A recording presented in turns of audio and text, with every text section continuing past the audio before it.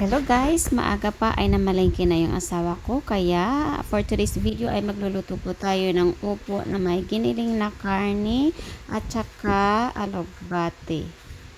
At ito nga guys, babalatan po natin yung upo. So balihin natin ko lang po yung upo kasi po dalawa lang naman po kami yung kakain nito, kaya hatiin ko po. At ito nga guys, binalatan ko na po ito at saka hihiwain po.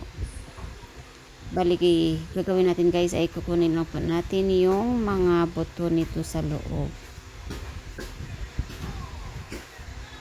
At pagkatapos po natin kunin yung mga buto-buto nito sa loob guys, ay hiwain naman po natin ito ng maninipis.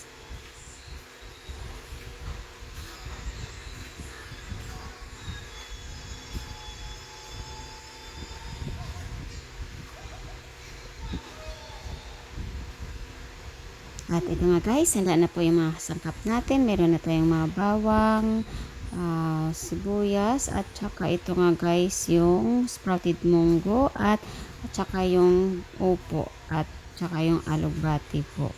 So, start na po tayo sa pagluto at maglalagay lang po tayo ng konting mantika at igisa po natin yung bawang, yung sibuyas, at saka po yung kamatis. Pagkatapos po nito ay ilagay po natin yung giniling na karne ng baboy.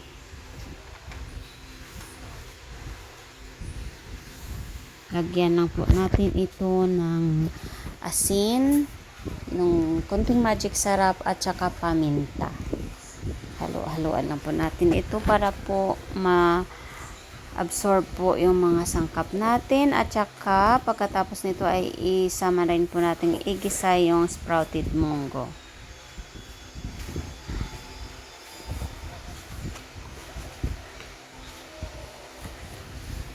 Pagkatapos nito guys ay maglalagay po tayo ng tubig.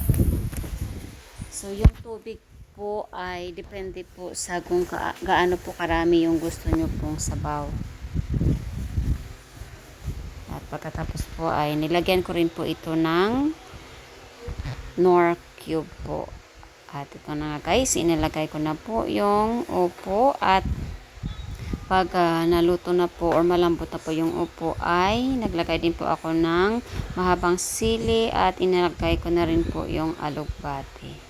So yung alugbati guys ay kinuha ko lang po yan sa labas, at ito na nga guys, luto na po ang ating giniling na karne na may upo at saka sprouted munggo at alugbati. So masarap ito guys, lalong lalo na ngayon na maulan po. Thank you po.